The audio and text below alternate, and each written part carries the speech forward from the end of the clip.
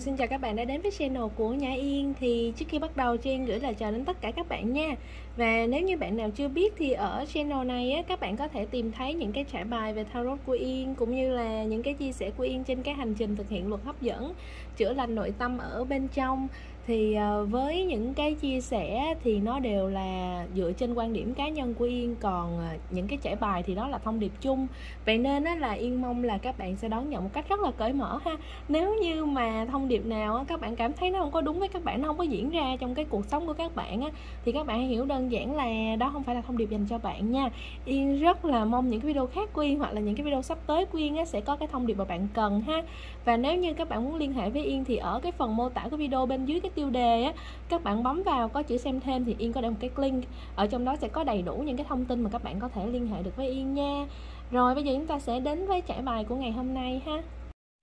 Trải bài của ngày hôm nay là một trải bài về thông điệp, ý nghĩa nào mà bạn cần nghe vào lúc này, hoặc là vũ trụ muốn nhắn gửi đến các bạn vào lúc này. Ok, nếu các bạn muốn Yên làm thêm về cái trải bài gì, chủ đề gì các bạn quan tâm, muốn Yên chia sẻ về cái gì thì các bạn đừng có ngại bình luận ở bên dưới nha. Yên sẽ đọc và tổng hợp lại để làm những cái trải bài hoặc là những cái video phù hợp với cái yêu cầu của các bạn.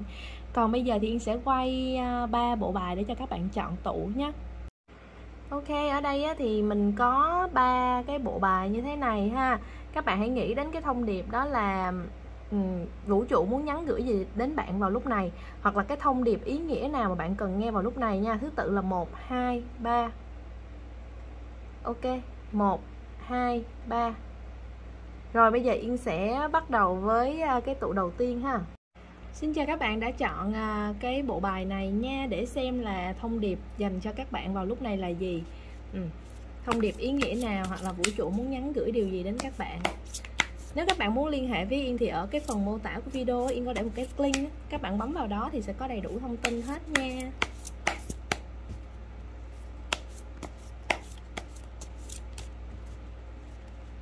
Các bạn hãy đón nhận thông điệp cởi mở ha, tại vì đây là thông điệp chung á.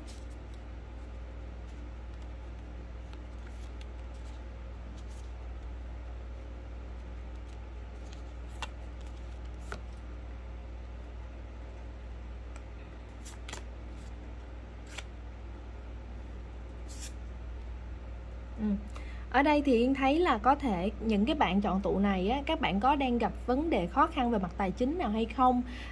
các bạn có đang khó khăn trong việc tìm kiếm công việc, hoặc là có một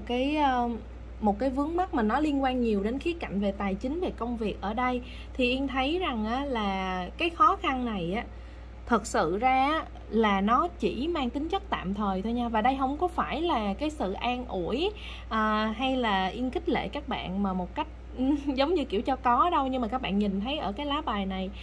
rõ ràng á, là vẫn có cái chìa khóa để mở cái cánh cửa này và bước ra bên ngoài. Thì bên ngoài á, chờ các bạn là gì? Đó là những cái cơ hội ha? Những cái cơ hội nè, những cái cơ hội, những cái sự thay đổi mới. Và rồi các bạn sẽ tìm lại được cho mình á, những cái công việc hoặc là một cái khoản thu nhập.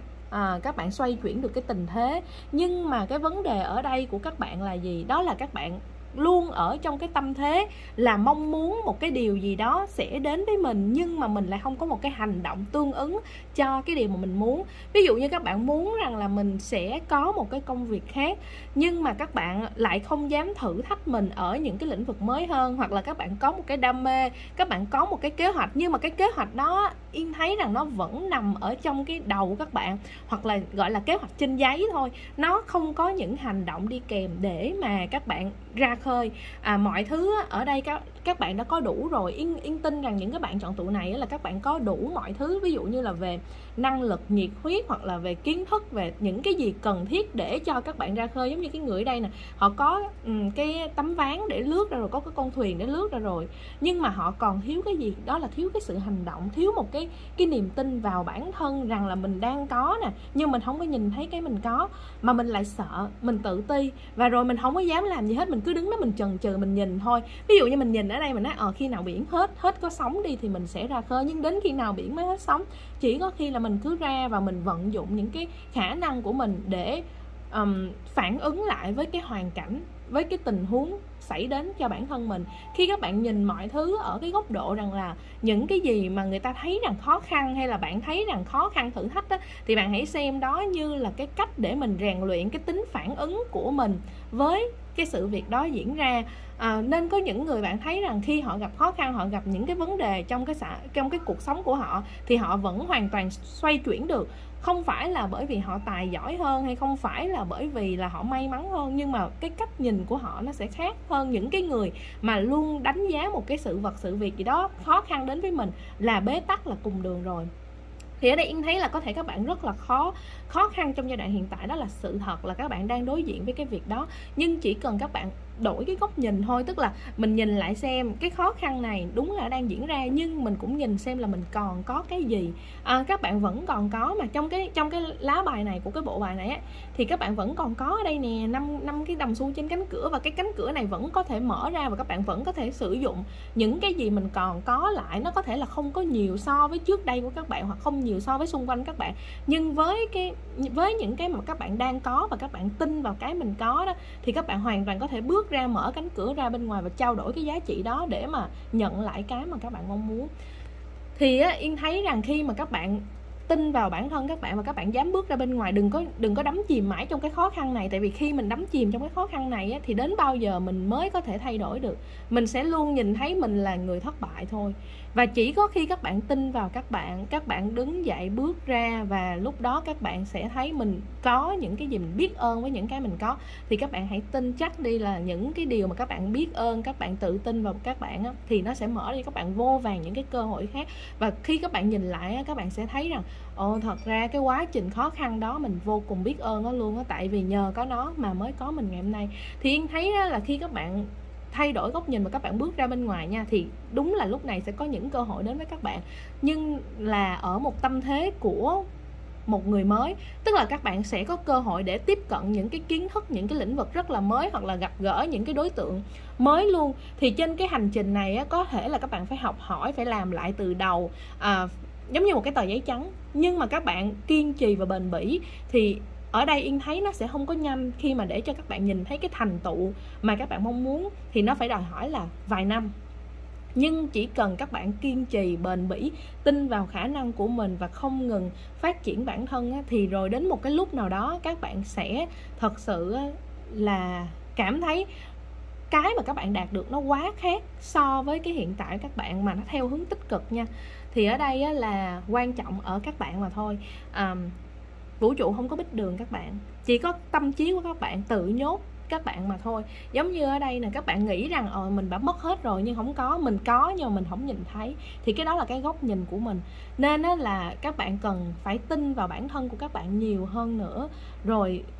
bắt đầu hành động đi. Có cái ý tưởng nào, có cái sự thôi thúc nào, hãy dám mạnh dạn làm đi. Khi các bạn làm thì mới có những cái khác nó diễn ra. Và những cái khác diễn ra đó đối với mọi người hay đối với chính các bạn chưa hẳn nó là thuận buồm xuôi gió, nhưng nhờ có những cái diễn ra đó chắc chắn các bạn sẽ giỏi hơn. Và các bạn học được dần dần qua những cái diễn ra, kể cả là thuận lợi hay là khó khăn, và sau đó các bạn sẽ đạt được những cái điều rất là tuyệt vời luôn á. Và khoảng vài năm nữa thôi mà nếu như các bạn đi theo cái dòng chảy của sự tự tin, của sự dấn thân, của cái sự không ngừng phát triển, thì lúc đó các bạn sẽ thấy rằng là các bạn đã đạt được cái điều mà ngay lúc này các bạn mong muốn, và các bạn nghĩ rằng là chắc cả đời mình không đạt được đâu. Thật đấy. Thì các bạn hãy thử xem nha. Và Yên rất là muốn được nghe cái chia sẻ của các bạn, cũng như là nếu sau này các bạn có cái thành quả, có những cái bước tiến phát triển thì cũng nếu lúc đó còn nhớ thì hãy chia sẻ để cho Yên cảm thấy được vui, và cảm thấy giống như mình là một phần trong cái đồng hành trên hành trình các bạn nha. Yên rất là muốn được nghe cái chia sẻ hiện giờ các bạn. Và các bạn hãy cố gắng lên, hãy mạnh mẽ lên. Có thể là trên cái hành trình các bạn thì sẽ có khi các bạn cảm thấy cô đơn, hoặc các bạn cảm thấy là không ai bên cạnh hết. Nhưng mà Yên rất là mong những cái thông điệp qua những trải bài, những video của mình có một phần nào đó sẽ vực dậy được tinh thần các bạn, và các bạn sẽ phát triển và làm được những cái điều mà tuyệt vời, rực rỡ trên cái hành trình. Mà đó là những cái mà các bạn xứng đáng luôn. Tại vì các bạn có cái chất liệu đó rồi, các bạn có cái khả năng đó rồi, nhưng mà các bạn chưa có cho viên ngọc của các bạn được tỏa sáng. Ok, chúc cho các bạn sẽ có được thành công, và Yên rất là mong á, là một vài năm nữa là Yên sẽ được nhìn thấy và nghe thấy những cái thành quả mà các bạn đạt được. Ok nha, bây giờ Yên sẽ chuyển qua tụ bài tiếp theo. Xin chào các bạn đã chọn cái bộ bài số 2 này nhé. Để xem rằng là cái thông điệp mà vũ trụ muốn nhắn gửi đến các bạn vào lúc này là gì, hoặc cái điều ý nghĩa nào mà các bạn cần nghe vào lúc này ha. Các bạn hãy đón nhận một cách cởi mở, tại vì đây là thông điệp chung. Và nếu các bạn muốn liên hệ với Yên thì Yên có để một cái link ở phần mô tả của video nha.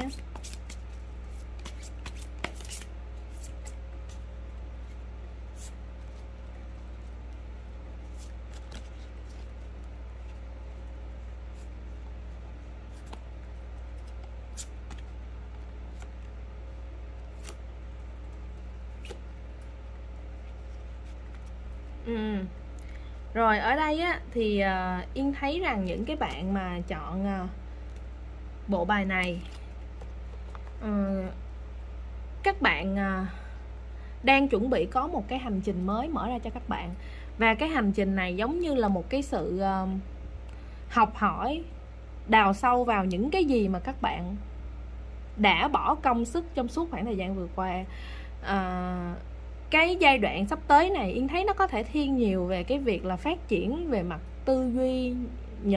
nhận định, về mặt trí tuệ, học thức ấy, hoặc là về cái chiều sâu ở bên trong cái tâm linh của các bạn, nội tâm của các bạn, giúp cho các bạn nhìn thấy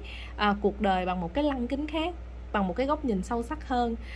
Có lẽ là trong cái quá trình cuộc sống vừa qua đó thì các bạn đã đạt được ít nhất là một vài những cái thành tựu trên cái hành trình các bạn rồi.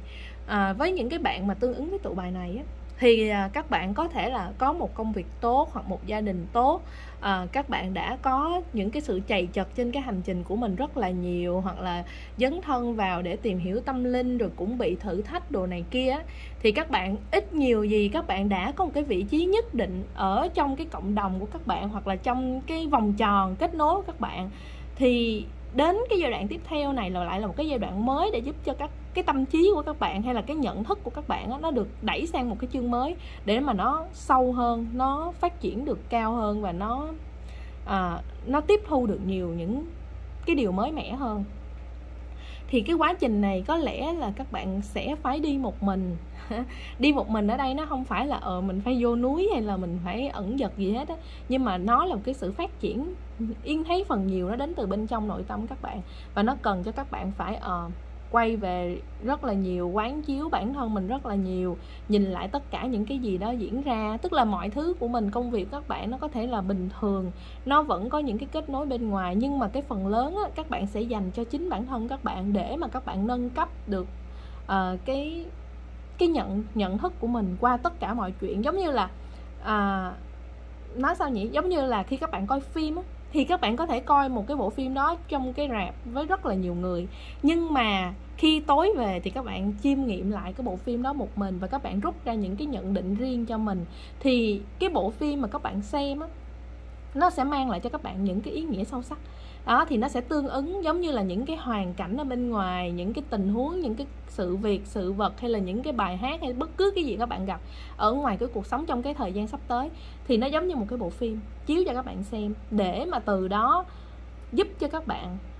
nhìn ra được những cái khía cạnh mà trước giờ các bạn đã đi tìm kiếm, hoặc là trả lời được cho luôn cả cái câu hỏi mà các bạn đã đặt ra cho bản thân các bạn rất là lâu. Thì nghĩ những cái bạn chọn tụ này là những bạn vô cùng sâu sắc về mặt suy nghĩ, và các bạn cũng có những cái lĩnh vực riêng của các bạn mà các bạn đã nghiên cứu, đã tìm tòi, nhưng mà các bạn vẫn chưa ngộ ra được cái mà các bạn muốn. Thì cái hành trình sắp tới là cái hành trình giúp cho các bạn ngộ ra được cái tùy theo lĩnh vực các bạn ha. Và đương nhiên là cái hành trình này thì Yên thấy nó không có phải là có nhiều cái sự tương tác với bên ngoài, với xung quanh, không phải là mở rộng mối quan hệ, mà nó là cái việc là mình nhìn, học hỏi và mình tiếp thu được gì của riêng mình thôi. Thì khi mà các bạn bắt đầu là thay đổi cái nhận thức á, các bạn có một cái chặng hành trình rất là mới luôn sẽ mở ra, và Yên thấy nó bắt đầu nó sẽ có cái sự chuyển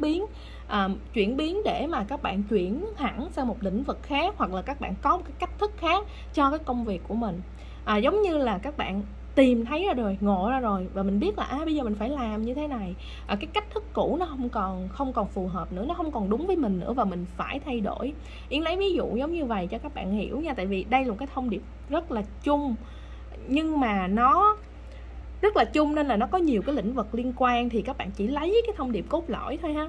Ví dụ giống như là các bạn bây giờ mà các bạn làm bánh đi, hay là các bạn làm về nhà hàng kinh doanh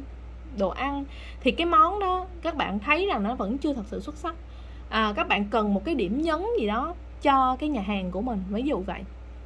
Nhưng mà các bạn không biết là mình phải làm cái gì, hay là mình phải thay đổi cái khẩu vị như thế nào. Tức là mình biết rằng mình cần phải thay đổi, nhưng mình không biết chính xác là mình phải thay đổi cái gì. Thì trong cái khoảng thời gian sắp tới, các bạn sẽ có một cái quá trình, ví dụ như là gặp gỡ tiếp xúc với nhiều người, nhưng không phải là nghe ý kiến của những người đó, mà là các bạn tự nhiên rút ra được cho mình, bây giờ mình hiểu rồi, bây giờ mình phải rút ra cho mình nè, mình nhận ra là mình cần phải thay đổi cái này cho cái món ăn của mình. Tự nhiên cái giống như mình đi đến nhiều nơi, cái mình rút ra một cái chung của những cái nơi đó. Giống như nãy Yên nói là các bạn coi cái bộ phim đó, các bạn rút ra một cái gì đó và nó thành là của riêng các bạn. Thì khi mà các bạn nhìn ra được trước giờ mình biết là mình luôn đi tìm kiếm cái câu hỏi, cái câu trả lời cho cái câu hỏi là mình nên thay đổi cái gì, mình nên làm cái gì để cho cái hành trình mình tốt hơn, nhưng mình không biết, mình chỉ biết là mình cần thôi, mà mình không biết cái đáp án là gì. Đó, thì cái quá trình sắp tới là cái quá trình để cho các bạn khám phá ra được cái đáp án đó. Và cái hành trình mà các bạn khám phá đáp án này nó là hành trình của một mình các bạn, và nó cần các bạn quay trở về làm việc với bản thân, với nội tâm các bạn rất là nhiều.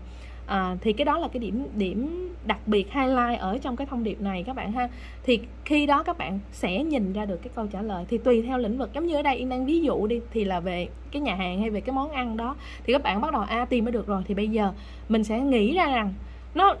cái hành trình mở ra cho các bạn nó mới đến độ như thế này nè. Tức là khi các bạn nhìn ra được câu trả lời rồi đó, thì các bạn thấy mình hiểu rồi, bây giờ mình sẽ phải thay đổi cái khẩu vị như thế này. Nhưng không, mình đổi luôn cái món khác, mình có một cái món khác ngon hơn, hoặc là mình nhận ra rằng mình không có làm nhà hàng nữa, mình làm một cái khác phù hợp hơn. Tại vì nhà hàng mình không giỏi, hoặc là mình không phải là một đầu bếp tốt, hay là mình không ok trong cái đó, mình thấy cái lĩnh vực khác hợp với mình hơn, thế là mình không có phát triển cái nhà hàng nữa, hay là mình không phát triển cái món ăn này nữa, mà mình chuyển hẳn sang mình làm họa sĩ. Đó là một cái sự thay đổi về một cái hành trình rất là lớn của các bạn, một cái bước ngoặt luôn ấy. Nhưng mà nó chắc chắn là nó sẽ phải cần một cái khoảng thời gian để mà các bạn làm việc với bản thân các bạn rất là nhiều. Thì khi đó các bạn mới nhận ra được, tại vì nó là một cái bước chuyển lớn, nên nó cần có cái sự đào sâu bên trong của các bạn rất là lớn, để mà các bạn hiểu ra là các bạn cần cái gì, các bạn muốn cái gì, các bạn hiểu về bản thân các bạn nhiều bao nhiêu, thì các bạn mới có một cái góc nhìn để đánh giá cái bộ phim chiếu ở bên ngoài của các bạn bấy nhiêu, thì các bạn mới có cái nhận định riêng của các bạn bấy nhiêu. Giống như là các bạn sẽ trở thành một cái nhà phê bình hay là bình luận cho một cái bộ phim, đánh giá về một cái bộ phim, thì các bạn ít nhất là các bạn phải có cái gu riêng của các bạn, phải có cái tiêu chuẩn riêng của các bạn. Thì lúc đó các bạn mới dựa trên cái gu riêng hay cái tiêu chuẩn riêng đó, rồi các bạn đưa ra một cái nhận định cho bản thân mình về cái bộ phim mà vũ trụ gửi đến cho các bạn trong thời gian sắp tới. Và đây là một cái bước chuyển mình khá là lớn, và các bạn sẽ có một cái sự chuyển hướng sang một cái hướng đi mới, hoặc là một cái sự phát minh mới trong cái công việc của các bạn. Và chính từ chỗ này nó sẽ giúp cho các bạn mọi thứ là nó sẽ rẽ sang một cái hướng khác, và nó sẽ đạt những cái thành tựu tương ứng tùy theo cái lĩnh vực của các bạn. Ok. Tuy nhiên có một điểm nữa nha, là khi cái con đường mới này nó diễn ra thì chắc chắn là nó phải đòi hỏi ở các bạn, đó là sự can đảm dám thay đổi. Giống như là khi các bạn coi bộ phim vậy đó, thì bây giờ các bạn có cái nhận định riêng, và cái nhận định đó nó không giống với số đông. Mọi người có thể là tung hô cái bộ phim đó, hoặc là đánh giá cái bộ phim đó là như thế này. Các bạn có một cái đánh giá ngược lại hoàn toàn với số đông, thì lúc này cái can đảm các bạn rằng là các bạn có dám nói lên cái tiếng nói của mình về cái sự khác biệt đó hay không, các bạn có dám tin vào cái sự khác biệt của mình với số đông để mà thực hiện những cái hành động tương ứng tiếp theo hay không. Thì cái đó là đòi hỏi cái sự can đảm các bạn rằng ok, câu trả lời có rồi đó, nhưng mà có dám thực hiện hay không, có dám làm hay không, có dám đi theo cái nhận định của mình hay không. Vậy thì cái can đảm á, nó sẽ có khi nào? Khi các bạn phải thật sự hiểu về bản thân các bạn hiểu về bản thân các bạn thì lúc đó các bạn mới có được cái can đảm để mà các bạn đi. Tại sao vậy? Tại vì giống như bây giờ nha, khi mà ai đó nói các bạn rằng là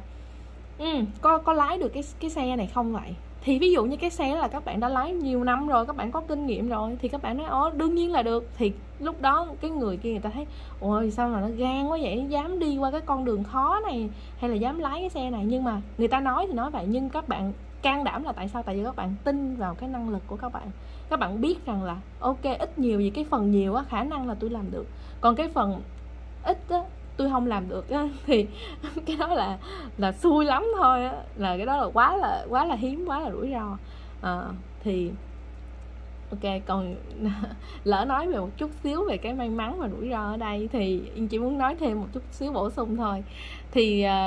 cái may mắn hay là cái rủi ro mình hoàn toàn cũng có thể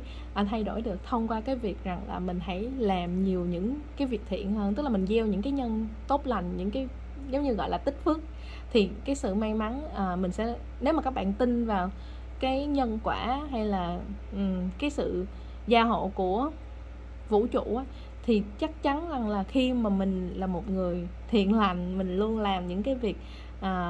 chân chính với một cái tâm trong sáng, mình luôn làm những cái việc tốt, thì mình sẽ có nhiều những cái nguồn lực hỗ trợ cho mình, gia hộ cho mình. Nếu như các bạn cảm thấy đó là những cái gì mà rất là tâm linh hay rất là mê tín, thì các bạn cứ nghĩ đơn giản rằng khi mà các bạn tốt hết với 10 người thì ít nhất trong đó thì cũng phải có 8 người họ sẽ tốt lại với các bạn. Thì đó cũng là một cái sự hỗ trợ mà mình cần thiết trên hành trình này rồi. Nó đâu có phải là cái gì huyền ảo hay là một cái gì thần thông đó đâu, đúng không? Nên là cái may mắn đó, cái phần trăm thì nó vẫn có diễn ra. Đất trời này sẽ ủng hộ các bạn.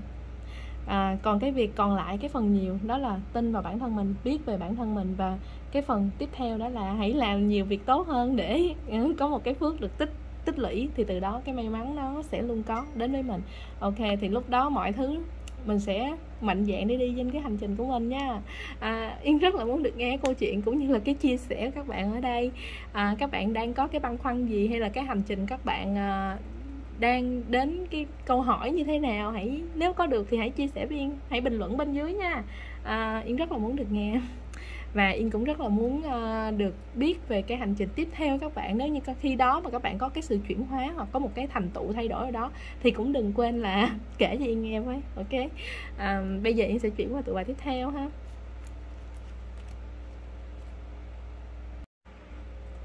Xin chào các bạn đã chọn cái bộ bài số 3 này nha, để xem là cái thông điệp mà vũ trụ muốn nhắn gửi đến các bạn vào lúc này là gì, hoặc là cái thông điệp ý nghĩa mà các bạn cần nghe vào lúc này là gì nha. Các bạn đón nhận cái thông điệp cởi mở ha, tại vì đây là thông điệp chung. Và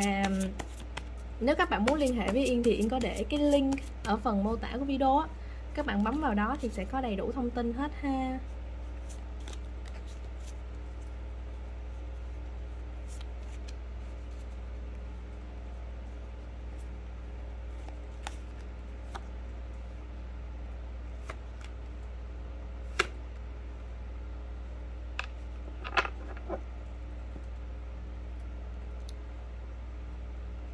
Ok, ở đây thì Yên thấy rằng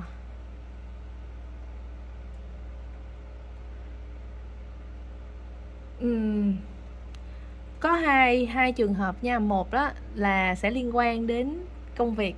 tức là ở đây các bạn đã có một cái thành tựu, hoặc là các bạn đã có một cái vị trí rất là ổn, nhưng mà các bạn lại muốn chuyển sang một cái hướng mới. Tức là cái công việc hiện tại các bạn á, nếu như người khác nhìn vào, hoặc chính bản thân các bạn đi, thì các bạn cũng đang có công việc ổn định ha, hay là có một cái vị trí cũng tốt á, nhiều người ta cũng mơ ước, nhưng mà các bạn lại muốn thay đổi sang một cái hướng khác. Có thể là bởi vì nó đến từ những cái bất đồng về mặt quan điểm trong môi trường làm việc, hoặc là đồng nghiệp, hoặc với sếp, hay là các bạn có một cái tiếng gọi về cái niềm đam mê, một cái sở thích nào đó nó lóe lên ha. Các bạn cảm thấy là là cái môi trường hiện tại mình đang làm nó đã quá nhàm chán, mình đã gắn bó với nó một cái khoảng thời gian rất là dài rồi, và bây giờ mình muốn được thay đổi, mình muốn được đi theo cái tiếng gọi về cảm xúc của mình, thì bắt đầu lúc này các bạn có cái sự phân vân. Thì ở đây Yên thấy rằng á, là những cái thông điệp ở đây nói rằng là cái cảm xúc á, cái sự thôi thúc các bạn thay đổi á, cái lúc này nó đang mang cái tính chất gọi là nhất thời, và các bạn cần có thêm cái thời gian để mà suy nghĩ kỹ về cái sự thay đổi này. Các bạn có chăng là nên đánh đổi cái công việc hiện tại các bạn để chuyển sang một cái con đường mới hay không, hay là các bạn đang bị xao động bởi những cái cảm xúc nhất thời mà thôi. Tức là có thể là cái bất đồng mà các bạn đang có ở trong cái môi trường này á, nó có thật sự là kéo dài mãi hay không, các bạn có thể thay đổi nó hay không, hoặc giả chăng rằng là các bạn có thể thay đổi luôn cái môi trường các bạn đang làm việc hay không. Ví dụ như các bạn đang làm việc trong cái môi trường đó, các bạn cảm thấy là mình không được tôn trọng, hoặc là đồng nghiệp sếp không có tốt với mình, nhưng mà năng lực của mình có, thì mình hoàn toàn có thể là thay đổi đến một cái môi trường khác. Và khi mà các bạn tin vào cái khả năng của các bạn, cũng như là các bạn biết rằng là năng lực của mình như vậy, thì sẽ có người khác, chỗ khác họ trân trọng và họ giống như là họ sẽ đón nhận mình, họ welcome mình. Thì khi mà các bạn tin vào cái điều đó, tức là các bạn đang có một cái sự rung động rất là tuyệt vời về cái mặt năng lượng các bạn, thì các bạn sẽ thu hút được đến bản thân các bạn một môi trường mới, một vị trí tốt hơn, và những cái ưu đãi rất là ok trong cái công việc, trong cái sự phát triển các bạn. Thì các bạn đang bị bó hẹp ở trong cái suy nghĩ rằng là bây giờ mình chán cái môi trường này quá, mà mình lại đang có một cái sự thôi thúc khác, một cái sở thích khác, nên thôi mình sẽ chuyển hướng đi. Thì bởi vậy mới nói nó mang tính chất nhất thời, tức là có thật sự là các bạn đủ cái đam mê lớn đến độ là các bạn muốn bỏ những cái gì mà các bạn đã gây dựng trong suốt cái quá trình vừa qua hay không, hay nó chỉ là đang xen giữa cái việc là mình bất đồng một vài những cái mà hiện tại mình đang có, và mình nghĩ rằng là mình muốn chơi ngông một chút xíu để chuyển sang một cái hướng khác. Thì ở đây á, các bạn cần phải có thời gian để cân nhắc rất là nhiều về cái sự thay đổi của bản thân này. Thì Yên thấy rằng á, các bạn hãy cho phép bản thân của các bạn á, là được trải nghiệm một cách tạm thời cái sở thích mới các bạn. Ví dụ như là các bạn đang làm việc này, các bạn có thể làm thêm về cái lĩnh vực mới các bạn trong một cái phạm vi nhỏ thôi, tức là các bạn phân bổ thời gian cho nó, không có phải là dạng ưu tiên mà nó giống như là một cái sự giải trí thôi. Thì khi các bạn làm như vậy, các bạn sẽ thấy rằng mình có thật sự thích nó hay không, và và khi các bạn đặt ra một cái bức tranh dài hạn á, là ngay chỗ này nha, các bạn cần phải có cái suy nghĩ về mặt lý trí nha, thực tế cũng khá là nhiều nha. Các bạn phải đừng có bị cái giận quá mất khôn, hoặc là đừng có để cho cái sự thích thú nhất thời nó làm cho mình lay động. Thì tại vì sao? Tại vì ở đây Yên không có thấy được cái ngọn lửa đam mê của các bạn nó thật sự lớn. Với những cái lá này thì nó rất là mới, nên là các bạn cần có cái nhìn thực tế vào cái vấn đề mà các bạn đang gặp phải. Bây giờ các bạn sẽ vẽ ra một cái bức tranh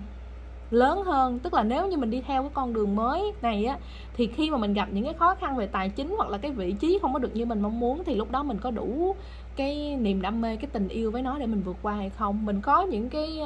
kế hoạch dự phòng nào cho nó, hay mình có cái nguồn tài chính nào để mà duy trì cái đam mê này hay không. Tức là cái kế hoạch đó các bạn phải lên một cách rất là thực tế, rất là tỉ mỉ. Thì khi đó các bạn đủ cái tự tin rồi á, các bạn hẳn thay đổi nha. Còn không á, thì các bạn hãy nhìn nhận lại rằng là xem các bạn đang có trong tay cái gì, và cái đó các bạn có thể sử dụng được nó một cách như thế nào cho tốt.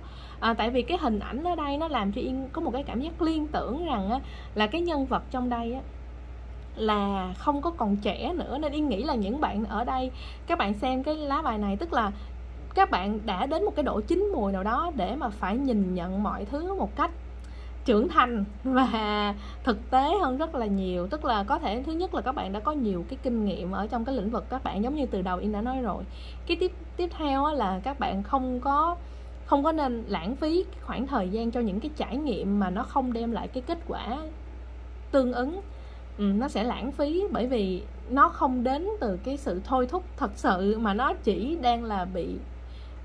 bị những cái cơn giận, bị những cái bộc phát tại thời điểm này thôi. Và qua đó thì khi các bạn muốn thay đổi, muốn quay ngược lại thì nó sẽ làm cho các bạn hối hận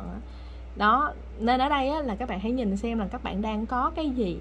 và các bạn sẽ tận dụng cái các bạn đang có như thế nào cho nó đạt kết quả tốt hơn. Thì đó sẽ là một cái hướng đi mà nó mang tính chất sáng suốt cho các bạn trong cái giai đoạn này nha. Còn cái niềm đam mê các bạn á, nó giống như dạng là một cái gì đó rất là mới, rất là tạm thời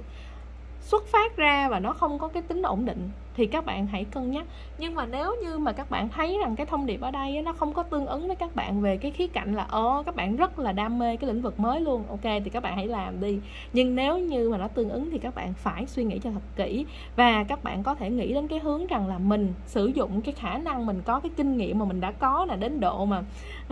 giống như cái lá ở đây nha, giống như đến độ mình già như thế này rồi á, thì mình có thể sử dụng cái khả năng đó, cái kiến thức đó của mình ở một môi trường khác. Không nhất thiết là mình phải bó chân ở cái môi trường này,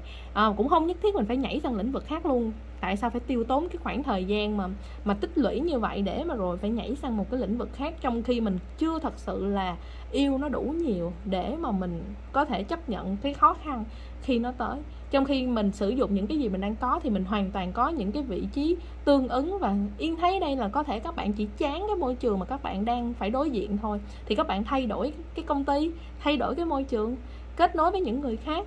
Không nhất thiết là các bạn phải gắn chặt với cái nơi mà các bạn đang làm đâu, các bạn hoàn toàn có thể thay đổi mà. Bởi vì cái khả năng các bạn có nên các bạn đi đến đâu cũng được trọng dụng cả. Thì các bạn hãy sử dụng cái điều đó để làm cái hướng đi cho mình, thay vì chuyển hẳn sang một hướng khác. Ok. Còn cái thông điệp tiếp theo ở đây á, mà Yên thấy á, thì nó liên quan về cái mặt tình cảm ha. Thì ở đây Yên thấy là nếu như mà không có liên quan gì đến cái thông điệp về công việc từ nãy đến giờ á, thì ở cái hướng tình cảm á, trong cái giai đoạn hiện tại á, có lẽ là các bạn gặp những bạn mà tương ứng á, thì các bạn sẽ gặp những cái trục trặc về vấn đề tình cảm. Các bạn không, có lẽ là các bạn vừa mới chia tay thì sẽ tương ứng với cái thông điệp này nha. Thứ nhất là vừa mới chia tay với một mối quan hệ nào đó một cách bất ngờ, bằng những cái chuyện giận hờn, hay là một cái chuyện các bạn không có lường trước được nó diễn ra. Đôi khi là có người thứ ba, người thứ tư chen vô luôn. Rồi hoặc là các bạn đang cảm thấy cái mối quan hệ các bạn nó đến cái bờ vực rồi đấy, các bạn chuẩn bị chia tay đó. Tức là những bạn tương ứng với cái thông điệp về tình cảm này là các bạn đang không ổn với cái chuyện tình cảm của mình, và nó sắp sửa là đạt đến cái quyết định là mình phải rời đi và mình phải chia tay. Thì ở đây Yên thấy rằng á, là cái việc mà các bạn rời đi á, là một cái hành động có lẽ là nên làm.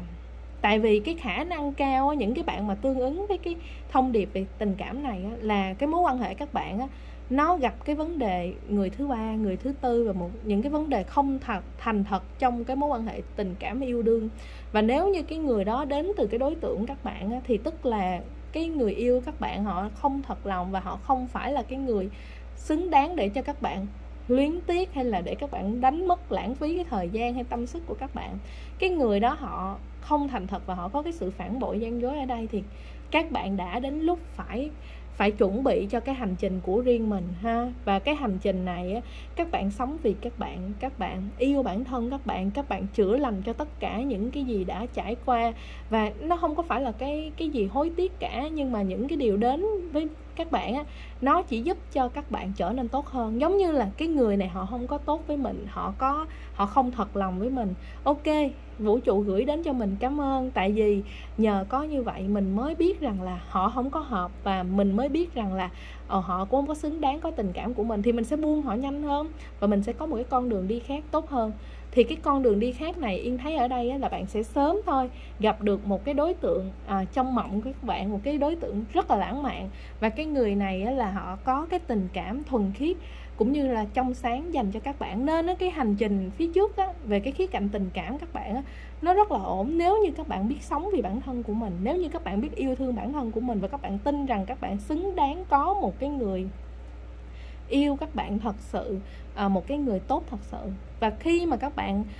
tin được về cái điều đó thì các bạn phải yêu bản thân các bạn trước đã. Các bạn phải tin vào những cái giá trị các bạn trước đã, và các bạn phải chữa lành được những cái tổn thương trong cái mối quan hệ hiện tại hay mối quan hệ cũ đã gây ra cho các bạn. Và các bạn hãy nhìn thấy một cách rõ ràng rằng là cái người đó, ok, có thể họ không tốt với mình, có thể họ rất tốt với người khác, nhưng ít nhất với mình họ không tốt, tức là mình với họ không phù hợp. Và khi đã biết không phù hợp rồi á, mình không có cưỡng cầu, mình không có níu kéo làm gì hết. Tại vì như vậy á, người tổn thương chỉ là mình mà thôi. Và như vậy chỉ càng làm cho họ thấy rằng là mình không có yêu bản thân của mình. Và khi bản thân của mình mà mình còn không yêu nữa thì họ đâu có trách nhiệm gì để mà họ phải yêu mình đâu, nên họ đi yêu người khác.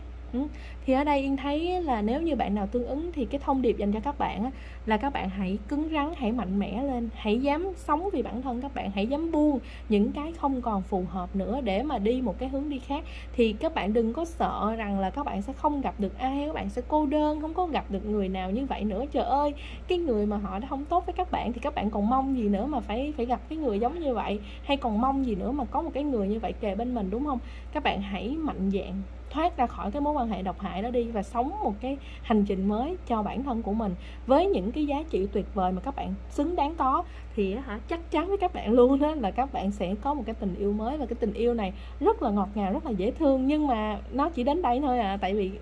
không có trải thêm để đào sâu vô nữa. Thì khi nào đi mà các bạn có tình yêu rồi đó, các bạn có những cái mối quan hệ khác hay gặp những cái đối tượng tuyệt vời đó, thì bình luận cho Yên biết nha, để mà Yên sẽ trải tiếp cho các bạn, được không?